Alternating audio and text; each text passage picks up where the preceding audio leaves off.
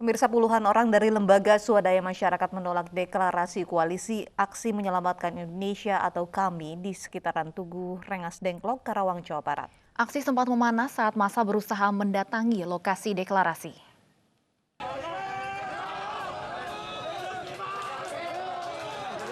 Deklarasi Koalisi Aksi Menyelamatkan Indonesia atau KAMI mendapat penolakan dari Lembaga Swadaya Masyarakat Kabupaten Karawang di Tugu Rengas Dengklok, Karawang, Jawa Barat. Mereka meminta polisi untuk membubarkan deklarasi yang digelar di Tugu Rengas Dengklok. Situasi bahkan sempat memanas saat massa berusaha mendatangi acara deklarasi. Namun aksi ini bisa dihalau pihak kepolisian. Deklarasi yang rencananya dihadiri mantan Panglima TNI Gatot Nurmantio sekaligus pemutaran film G30 SPKI batal digelar dan harus dipindah ke rumah warga. Meski sempat mendapatkan penolakan warga, massa KAMI tetap melakukan deklarasi di Tugu Rengas Dengklok, Karawang.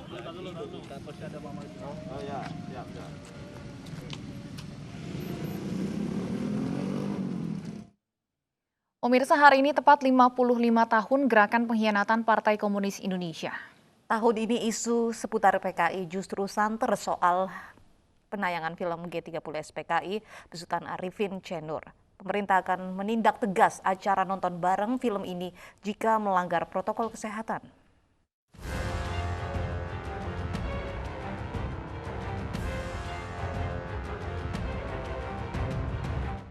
Di Desa Cemetuk, Kecamatan Celuring, Kabupaten Banyuwangi, Jawa Timur, berdiri sebuah monumen yang disebut Pancasila Jaya. Di belakang monumen ada 3 sumur yang dipercaya warga sekitar tempat mengubur 62 pemuda Ansor korban pembantaian PKI tahun 1965. Akhirnya mobil itu terbakar oleh PKI. Larilah cari hidup sendiri. Kebetulan yang masuk wilayah Semedo, itulah yang terbantai oleh PKI dimasukkan di lubang sini. Monumen ini dibangun warga tahun 1994 untuk mengingat kebiadaban PKI.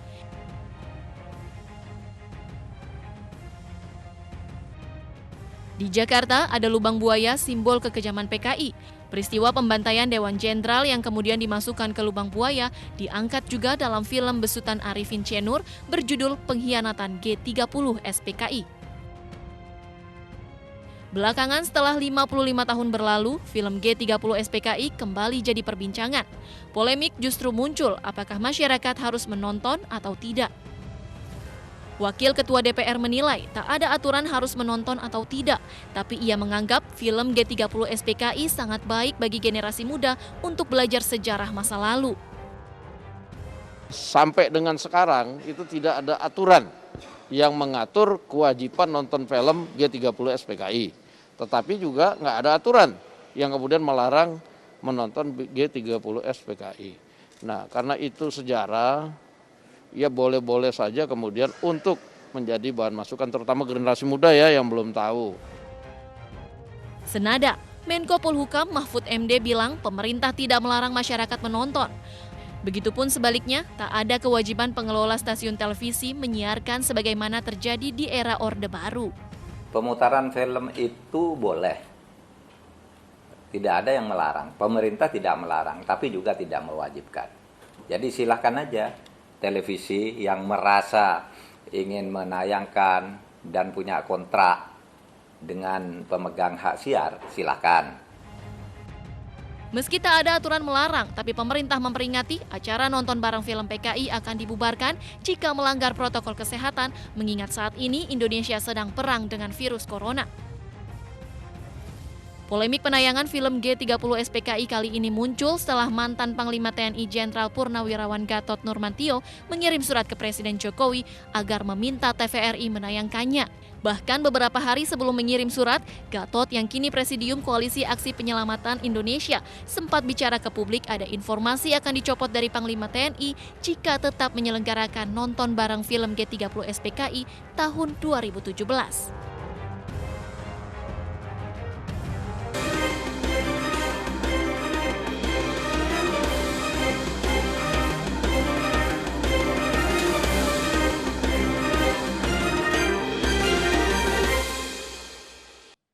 Dua pasangan calon wali kota dan wakil wali kota Medan, Ahyar Nasution Salman Al-Farisi dan Bobi Nasution Aulia Rahman, mengikuti deklarasi damai Pilkada Medan 2020. Dalam deklarasi ini, kedua pasangan calon dituntut untuk melaksanakan kampanye secara kondusif dan damai, serta mematuhi protokol kesehatan.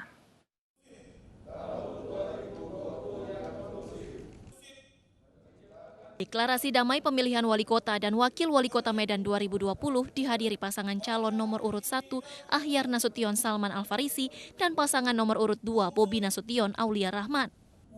Dalam deklarasi yang dihadiri seluruh elemen Pilkada Medan tersebut, kedua pasangan calon berkomitmen menyatakan sikap dapat menciptakan suasana yang kondusif, tertib, damai, dan sehat selama masa kampanye di wilayah hukum Polrestabes Medan. Selain itu, kedua pasangan calon juga dituntut untuk menjalankan protokol kesehatan selama pandemi COVID-19 pada saat kampanye. Kedua paslon pun mengharapkan seluruh elemen yang berkaitan dengan pilkada dapat bersikap netral. Ini deklarasi damai, insya Allah pemilu kada Kota Medan berjalan aman, damai, tertib, lancar, dan semua warga Kota Medan dapat menggunakan hak pilihnya secara bebas, merdeka, riang, gembira. Dan kami minta juga kepada seluruh elemen, seluruh stakeholder pilkada tetap menjalankan pilkada ini secara netralitas yang menjadi tugasnya. Yang harus netral, jangan yang netral harus jadi pemain. Ya wajib netral, Bang. Wajib netral. Ya harusnya netral lah. Karena kita sangat berharap sekali, karena beliau juga adalah incumbent, kita harapkan sekali kenetralan dari pasukan-pasukan beliau lah. Pihak kepolisian dan KPU Medan berharap kedua pasangan calon dapat mengikuti komitmen yang dibuat dalam deklarasi Pilkada Damai ini. Dari Medan, Sumatera Utara, Said Ilham, iNews melaporkan.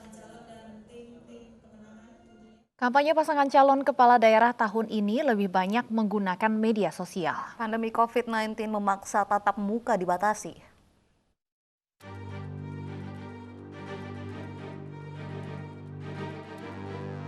Di era perkembangan teknologi dan informasi saat ini dimanfaatkan bagi para pasangan calon kepala daerah sebagai cara yang efektif menyampaikan informasi untuk bisa menjangkau masyarakat luas.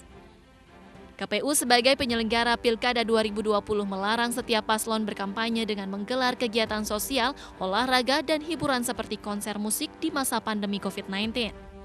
Berbagai program kreatif dihadirkan mulai dari video masing-masing paslon yang diunggah di akun media sosial. Seperti 3 pasangan calon yang maju di Pilkada Tangerang Selatan, yakni Muhammad dan Rahayu Saraswati Joyo Hadikusumo. Berbagai kegiatan ataupun program kampanye mereka bisa dilihat di akun sosial media keduanya.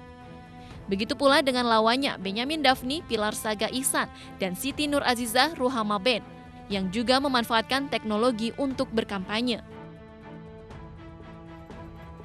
Sementara calon wali kota Surakarta, Gibran Rakabuming Raka, memilih berkampanye menggunakan virtual box, kampanye yang tidak bersentuhan langsung dengan warga dan tetap menjaga jarak aman.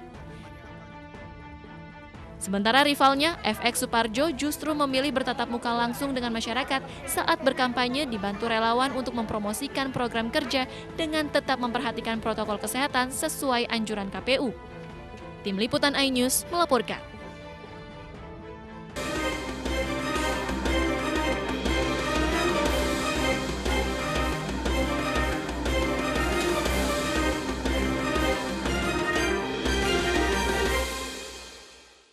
Komisi 3 DPR RI menggelar rapat kerja bersama Kapolri Jenderal Idam Aziz, dan dalam rapat sejumlah anggota Komisi 3 mempertanyakan soal PAM Swakarsa yang dinilai bisa menimbulkan trauma.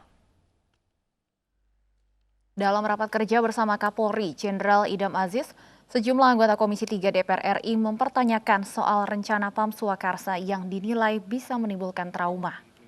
Menurut anggota Komisi 3 DPR RI fraksi PDI Perjuangan, diksi PAM Swakarsa dinilai terlalu identik dengan peristiwa 1998. Jika PAM Swakarsa akan dihadirkan kembali, Arteria meminta ada sosialisasi kepada masyarakat.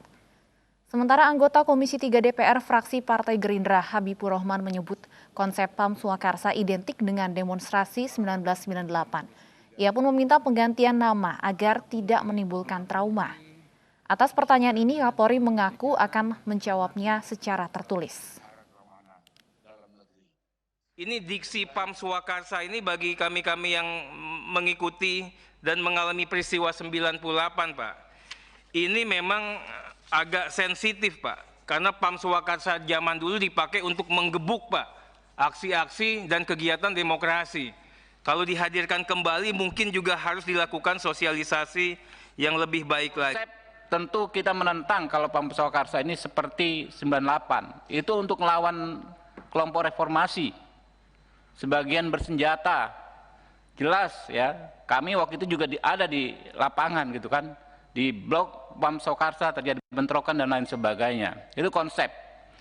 Soal nama saya pikir alangkah banyak nama lain gitu kan. Kenapa harus Mahkamah Konstitusi memutuskan seluruh lembaga penyiaran berlangganan harus meminta izin kepada lembaga penyiaran jika ingin menyiarkan ulang sebuah konten atau tayangan. MK juga memutuskan hak siar milik lembaga penyiaran dilindungi keberadaannya oleh negara. Amar putusan mengadili menolak permohonan pemohon untuk seluruhnya. Mahkamah Konstitusi menolak seluruh permohonan PT Nadira Intermedia Nusantara atau NIN Media. Dalam sidang virtual ini, MK juga memutuskan lembaga penyiaran berlangganan dilarang menayangkan ulang siaran terestrial atau free to air oleh TV berlangganan sebelum memperoleh izin dari pemilik hak cipta. Sebab hak ekonomi melekat pada hak cipta. Artinya hak ekonomi lembaga penyiaran terhadap siaran yang dimiliki tidak akan terlindungi jika lembaga penyiaran lain dengan alasan telah memiliki IPP secara tanpa izin dapat menyiarkan kembali siaran yang dimilikinya. MNC Group sebagai pihak terkait menilai putusan MK tersebut sangat bagus dan mencerahkan karena dapat melindungi lembaga penyiaran di tanah air.